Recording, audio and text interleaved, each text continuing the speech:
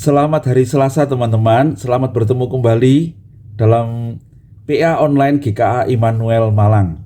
Hari ini kita sudah sampai pada Matius pasal yang ke-27 ayat 62 sampai 66 yang bertema kubur Yesus dijaga.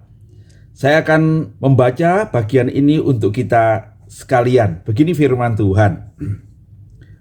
Keesokan harinya, yaitu sesudah hari persiapan, datanglah imam-imam kepala dan orang-orang Farisi bersama-sama menghadap Pilatus.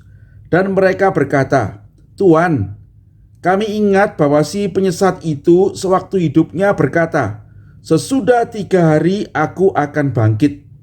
Karena itu, perintahkanlah untuk menjaga kubur itu sampai hari yang ketiga.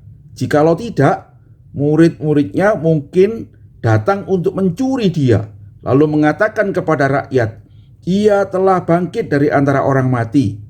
Sehingga penyesatan yang terakhir akan lebih buruk akibatnya daripada yang pertama." Kata Pilatus kepada mereka, "Ini penjaga-penjaga bagimu. Pergi dan jagalah kubur itu sebaik-baiknya." Maka pergilah mereka, dan dengan bantuan penjaga-penjaga itu, mereka memeterai kubur itu dan menjaganya. Berbahagia kita sekalian yang membaca firman Tuhan, merenungkan dalam hati dan melakukannya dalam hidup kita. Mari kita berdoa sebelum kita bersama-sama belajar bagian ini. Bapa yang di surga, terima kasih hari ini kami boleh bertemu kembali untuk belajar firman-Mu. Kami bersyukur untuk penyertaan Tuhan dalam hidup kami sepanjang minggu. Hari ini kami boleh kembali belajar firman Tuhan. Tuntunlah kami dengan kebenaran-Mu ya Tuhan, dan buatlah kami semakin mengerti akan kasih-Mu, semakin mengerti akan kuasa-Mu, dan hidup kami dituntun untuk semakin mengandalkan Engkau. Terpujilah nama-Mu Tuhan. Kami berdoa dan mohon tuntunan di dalam Yesus Kristus, Juru Selamat kami yang hidup. Kami sudah menaikkan doa ini. Amin. Nah, saudara-saudara sekalian, bagian yang kita baca ini adalah bagian dari penguburan Tuhan Yesus. Hanya bagian ini terjadi sehari setelah Yesus dikubur, ya. Nah, John MacArthur mengatakan menarik. Setelah kita membaca 2 kelompok orang, yaitu Yusuf dari Arimatea, Nikodemus, dan perempuan-perempuan itu yang memakamkan Yesus sekalipun dengan hati yang sedih, tetapi melakukannya dengan hormat. Kita menemukan hari ini tentang kelompok lain, ya, yang bermaksud memastikan kematian Yesus, yaitu kita berbicara tentang berkumpulnya imam kepala, orang Farisi, dan Pilatus, ya. Nah, saudara-saudara, bagian ini hanya dicatat oleh Matius, ya. Nah, kejadiannya adalah keesokan harinya, yaitu sesudah hari persiapan. Nah, Yesus disalib pada hari persiapan itu, pada hari Jumat. Kalau kita belajar yang lalu, itu antara jam 3 sampai jam 6 sore. Jadi dia dimakamkan sebelum hari persiapan itu selesai. Kemudian mereka semua meninggalkan kubur itu dan melakukan persiapan akhir. Dan jam 6 sore dimulailah Paskah bagi Tuhan. Nah, saudara-saudara, dikatakan keesokan harinya, yaitu sesudah hari persiapan, itu berarti hari raya Paskah, hari raya Sabat. Nah, saudara, Paskah jatuh pada hari apapun itu selalu dianggap sebagai hari Sabat. Nah, menarik saudara-saudara, dikatakan di situ imam-imam kepala dan orang Farisi bersama-sama menghadap Pilatus. Nah, saudara-saudara, pada hari Sabat yang pertama biasanya orang itu tidak kemana-mana, ya. Yang kedua, orang Farisi dan imam-imam itu biasanya menghindari untuk masuk ke rumah-rumah orang yang kafir, yang bukan Yahudi, apalagi pada hari Sabat, ya. Bahkan pada waktu itu ini bukan cuma Sabat biasa, ini namanya Hai Sabat atau Sabat tinggi atau Sabat besar. Karena apa? Karena itu perayaan Paskah. Itu adalah Sabat yang paling penting di dalam seluruh ibadah orang Yahudi. Jadi biasanya mereka mengkhususkan diri dalam ritual-ritual dan mereka tidak akan masuk ke rumah-rumah orang yang bukan orang Yahudi. Tetapi Matius mencatat pada hari itu, ya, imam kepala orang Farisi datang kepada Pilatus. Nah, ini menarik saudara-saudara ya. Kenapa kok menarik? Karena begini, yang pertama tentang imam kepala. Nah, imam kepala itu biasanya orang-orang Saduki, ya, yang dianggap lebih terpelajar, orang-orang yang dekat dengan pemerintahan, yang punya concern pada politik, ya, dan mereka itu tidak sepaham dengan orang Farisi, ya. Orang Farisi itu adalah orang-orang yang mengkhususkan diri untuk melakukan hukum Taurat Musa. Jadi boleh dianggap mereka itu lebih fanatik begitu ya, sehingga mereka biasanya tidak mau berhubungan dengan pemerintah, orang-orang Romawi begitu ya. Mereka lebih berkumpul di bait-bait Allah begitu. Nah, karena itu imam kepala itu biasanya adalah orang Saduki karena ada hubungannya juga dengan pemerintahan. Nah, saudara-saudara, mereka tidak sepakat. Nah, salah satu yang tidak sepakat yang kita kenal di dalam Alkitab kita adalah mengenai kebangkitan orang mati. Orang Farisi percaya pada kebangkitan orang mati, orang Saduki tidak percaya pada kebangkitan orang mati. Nah, sebetulnya masih banyak lagi yang mereka tidak sepakat, ya. Tetapi hari itu mereka bersama-sama berkumpul dan menarik. Kali ini pergi ke rumahnya Pilatus. Dikatakan datanglah imam kepala dan orang Farisi bersama-sama menghadap Pilatus, yang artinya mereka masuk pada kediaman wali negeri itu, ya, di Praetorium. Yang bahkan ketika mereka berusaha menyalibkan Tuhan Yesus pun mereka tidak mau masuk. Mereka mengutus orang untuk membawa Yesus ke dalam, dan kemudian Pilatuslah yang keluar dari tempat kediamannya untuk mengadili Yesus bersama dengan orang-orang itu di pelataran. Nah, ini ya menarik. Tetapi pagi itu mereka rupanya ingat sesuatu dan berkumpullah mereka untuk menghadap Pilatus. Nah, saudara-saudara, dari sini kita mengerti bahwa sesungguhnya mereka itu melanggar aturan mereka sendiri, ya. Bahwa mereka sedang merayakan Paskah, konsentrasi, mereka tidak masuk ke rumah orang kafir, mereka pergi. Nah, saudara-saudara, dan yang menarik, mereka itu datang kepada Pilatus yang sesungguhnya adalah wakil dari Roma, yang bagi orang Yahudi adalah sesungguhnya orang kafir, ya. Nah, hari itu mereka bertemu. Nah, saudara-saudara, tujuannya apa? Tujuannya satu, yaitu untuk memastikan bahwa tidak ada hoax yang akan terjadi, bahwa Yesus bangkit dari antara orang mati. Itu bukan? Jadi mereka datang pada Pilatus, kemudian mereka bilang bukan bahwa si penyesat itu, yaitu Yesus tentu ya yang disalib, waktu masih hidup pernah berkata, aku akan mati, pada hari yang ketiga aku akan bangkit. Saudara-saudara, kapan Tuhan ngomong itu pada orang Farisi dan ahli Taurat ini dan imam kepala ini?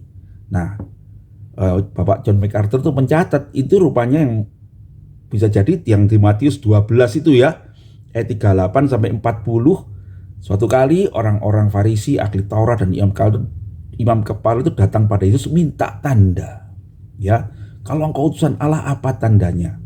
Waktu itu Tuhan Yesus berkata, untuk angkatan ini tidak akan ada tanda yang diberi selain tanda Yunus, ya. Anak manusia akan ada di dalam perut bumi 3 hari 3 malam, dan seperti Yunus dia akan kemudian dibangkitkan dari kematian. Saudara-saudara, mereka mengingat itu dan mereka menafsir dengan betul, dan mereka mengatakan itu adalah ucapan yang menunjukkan Yesus akan mati dan pada hari yang ketiga dia akan bangkit. Nah, mereka tidak percaya kebangkitan itu ya. Tetapi mereka berpikir murid-murid mungkin juga tahu hal itu. Dan mungkin mereka akan berusaha untuk membuat hal itu seperti terjadi. Padahal sebetulnya enggak ya. Mereka akan mencuri mayat itu dan kemudian mereka akan memberitahukan semua orang. Lihat, kuburnya kosong, Yesus sudah bangkit, begitu kira-kira ya. Dan kemudian mereka memberitahu pada Pilatus, kalau itu terjadi ya, itu kamu akan makin repot. Kenapa? Karena itu akan membuat rakyat percaya pada Yesus sebagai Mesias, lalu mereka akan berontak pada Kaisar. Karena mereka akan ingat Yesus itu yang memberi makan 5.000 orang, yang meredakan badai, yang menyembuhkan orang, yang membangkitkan Lazarus yang mati itu. Kali ini dia bangkit. Wah, itu akan menimbulkan keyakinan besar pada rakyat bahwa mereka sekarang punya raja yang lebih dari kaisar. Lalu timbul pemberontakan. Itu kira-kira yang disampaikan mungkin ya. Tentu saya tidak tahu persis saudara-saudara, tetapi itulah nampaknya yang buat Pilatus itu menyadari sesuatu. Iya ya, bisa timbul keyakinan yang bisa membawa kerusuhan. Karena itu dia berkata pada mereka, ini penjaga-penjagamu, pergi dan jagalah kubur itu sebaik-baiknya. Tetapi apakah kubur yang dijaga penjaga-penjaga itu bisa menghalangi kebangkitan Kristus? Saudara, tidak, bukan? Jadi apa yang bisa kita pelajari pada saat ini? Yang pertama, saudara-saudara, kita mengerti bahwa akan selalu ada yang ingin memastikan bahwa Yesus Kristus itu bukan Tuhan.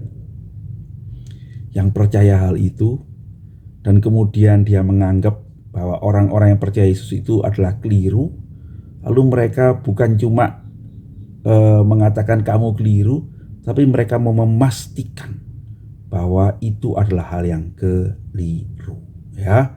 Dan kemudian mereka melakukan segala cara.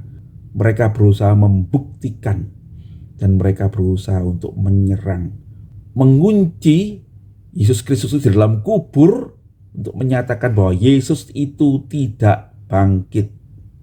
Akan selalu ada usaha itu ya. Sampai hari ini Kristus yang bangkit itu selalu diserang ya. Yang paling banyak diserang di dalam iman kita adalah Yesus Kristus yang bangkit itu. Tetapi saudara-saudara, dari kisah ini justru kita bisa melihat bahwa usaha mereka untuk mengunci kubur itu semakin membuktikan bahwa Yesus Kristus adalah Tuhan. Ya. Dengan peristiwa yang ditulis oleh Matius ini membuktikan bahwa kalau ada berita mayat itu dicuri, itulah yang hoax gitu ya. Karena apa? Itulah hoax yang dihalangi sebetulnya dengan memberikan meterai ya di batu itu oleh serdadu-serdadu itu. Saudara-saudara, kita mungkin bertanya-tanya, kok cuma Matius yang menulis?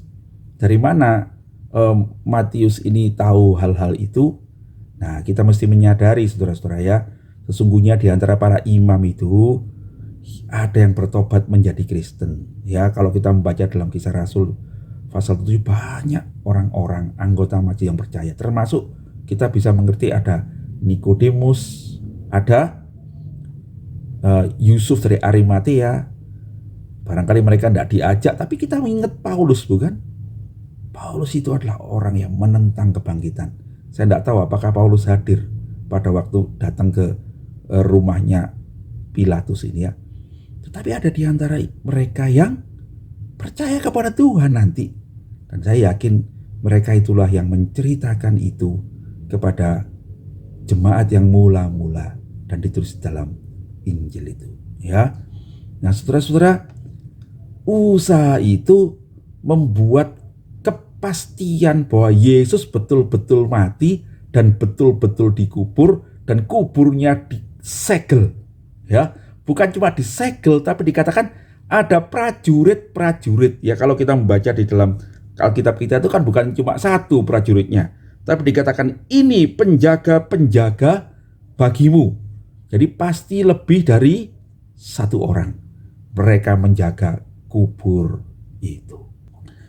Jadi dari cerita ini kita tahu bahwa Yesus betul-betul mati, betul-betul dikubur. Tetapi kemudian kita tahu bahwa Yesus Kristus bangkit.